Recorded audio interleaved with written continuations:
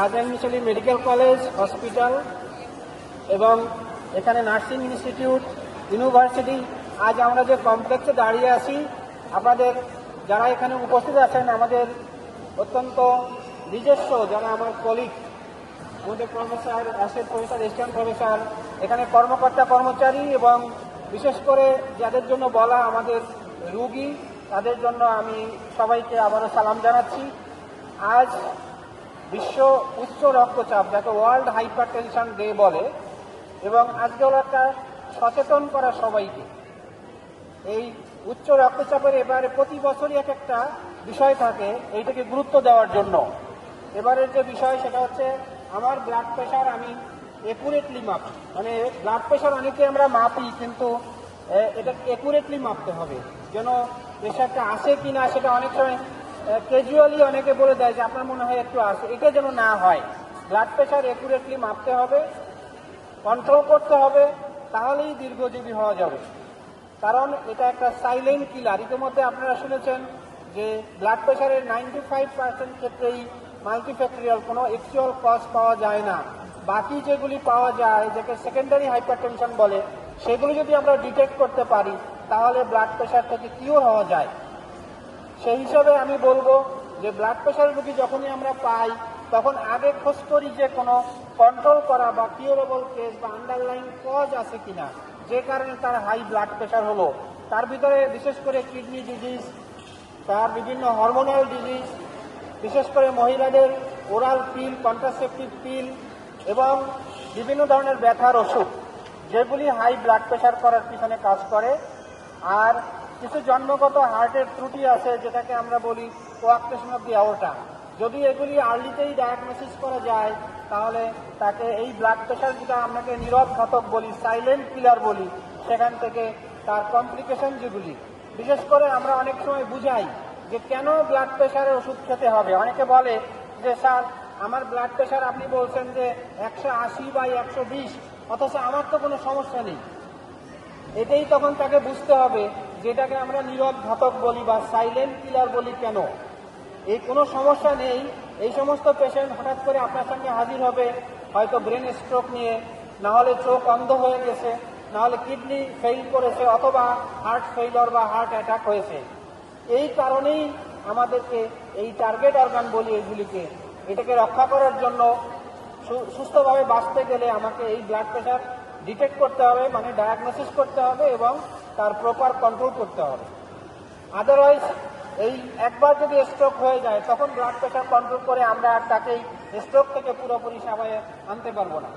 অর্থাৎ অত্যন্ত গুরুত্বপূর্ণ এই বিশ্ব যে ওয়ার্ল্ড হাইপারটেনশন ডে, এটা এত গুরুত্ব পেয়েছে যে সারা পৃথিবীতে আজকে এই 17ই মে এই দিবসটি অত্যন্ত মর্যাদার সঙ্গে, গুরুত্বের সঙ্গে পালন করা হচ্ছে। এবং এই দিনটা 2005 সালেই প্রথম এর গুরুত্ব সহকারে সারা দুনিয়ায় প্রচার হচ্ছে। আজকে আমরা খাজাঞ্জলি মেডিকেল কলেজ থেকে সবাইকে বলছি যে আপনারা এই বিষয়ে অত্যন্ত সচেতন হন। একই সময় দেখবেন সারা বাংলাদেশে বিশেষ করে কার্ডিওলজি এবং মেডিসিন ডিপার্টমেন্টে যারা জড়িত আছেন, যারা সরাসরি এই হাইপারটেনশন চিকিৎসা করেন, তারা এই কাজে বিভিন্ন জায়গায় বিভিন্ন ধরনের সচেতনতামূলক কার্যকলাপ পরিচালনা করছেন। আমি একটা বলবো যে অন্তপক্ষে আমরা যারা এখানে আসি সবাই তার নিজের ফ্যামিলিকে একটু খেয়াল করি, যে আমার ফ্যামিলি যারা বয়স্ক আছে তার একটা পরিসংখ্যান আমি দিতে পারি আপনাদেরকে। এটা ওয়ার্ল্ড একটা পরিসংখ্যান, সেটা হলো প্রতি অ্যাডাল্টের 4 জনের একজনের ব্লাড প্রেশার থাকে। 4 জনের একজন, মানে 25% আমরা হাই ব্লাড প্রেশারে ভুগি। আমি জানি কিনা যে আমার ফ্যামিলির যারা বয়স্ক আছে 18 বছরের উপরে, তাদের হাই ব্লাড প্রেশার আছে কিনা, এটা আমরা অনেকেই জানি না। আজ যদি অন্তপক্ষে এইটুকু আমরা খেয়াল করি যে ব্লাড প্রেশার যেন আমরা একুরেটলি মেপে দেখি যে ব্লাড প্রেশার আছে কিনা, এবং পাশাপাশি যে কথাগুলি আমার আগের বক্তা বলে গেছেন যে ব্লাড প্রেশার কন্ট্রোল করার জন্য যে সমস্ত পদ্ধতি, তার মধ্যে খাদ্যাভ্যাস, রীতিমতো ব্যায়াম করা, অতিরিক্ত লবণ না খাওয়া, চর্বিযুক্ত খাবার অ্যাভয়েড করা, দুশ্চিন্তা কম করা, অ্যালকোহল বা স্মোকিং, ধূমপান অত্যন্ত ক্ষতিকারক, এগুলি না করা। এইটাই আমাদের মূল প্রতিপাদ্য আজকের বিষয়, যেন আমরা ঠিকমতো ব্লাড প্রেশারটা মাপতে পারি, এর চিকিৎসা করি এবং কন্ট্রোল করি, তাহলেই দীর্ঘজীবী হওয়া যাবে, তাহলে এর জটিলতা থেকে বাঁচা যাবে। একবার জটিলতা হয়ে গেলে কিন্তু সেই রোগীকে এই স্বাভাবিক অবস্থায় ফিরিয়ে আনা অত্যন্ত কঠিন, অনেক সময় সম্ভবই হয় না। অতএব আমরা এই বিষয়টাকে গুরুত্ব দিব।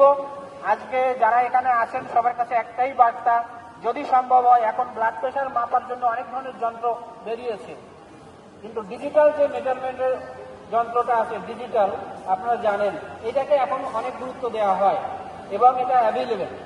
ডিজিটাল মেজারমেন্ট যেটা দেওয়া হয় ব্লাড প্রেশারের, আপনারা যদি এটা দিয়েও মাপতে পারেন তাহলেও দেখা যাবে যে একুরেট ব্লাড প্রেশার মেজারমেন্ট করা যাবে এবং আমরা এই ভয়াবহ যে পরিণতি হয় হাইপারটেনশনের কমপ্লিকেশন বলি, জটিলতা, সেগুলি থেকে আমরা মুক্তি পাব। আজকে যারা এখানে এই প্রোগ্রামে এই সচেতনমূলক দিবসে হাজির হয়েছেন, আমি কলেজের পক্ষ থেকে, হসপিটালের পক্ষ থেকে সবাইকে আন্তরিক শুভেচ্ছা এবং অভিনন্দন জানাচ্ছি এবং তাদের প্রতি কৃতজ্ঞতা প্রকাশ করছি।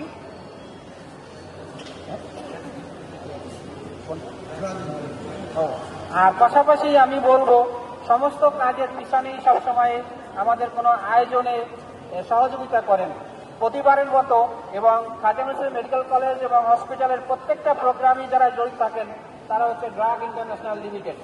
আপনারা জানেন এই তাদের যে এই সাপোর্ট নিয়ে আজকে আমরা প্রতিটা কাজে অগ্রসর হই এবং তারাও এগিয়ে আসেন। তাদের এই এগিয়ে আসার জন্য আমি তাদেরকে আবার ধন্যবাদ জানাচ্ছি আমাদের সঙ্গে থাকার জন্য। আশা করি ভবিষ্যতের প্রোগ্রামগুলিতে থাকবেন। আমি বিশেষ কিছু বলবো না, কারণ আমাদের অতিথির সময় হয়ে গেছে। যারা এখানে আসেন সবাইকে আবারও সাদর সম্ভাষণ, শুভেচ্ছা এবং কৃতজ্ঞতা প্রকাশ করে আমার মনে হয় আজকের মতো আমরা আমাদের এই র্যালি কার্যক্রম প্লাস আমাদের বক্তব্য শেষ করব।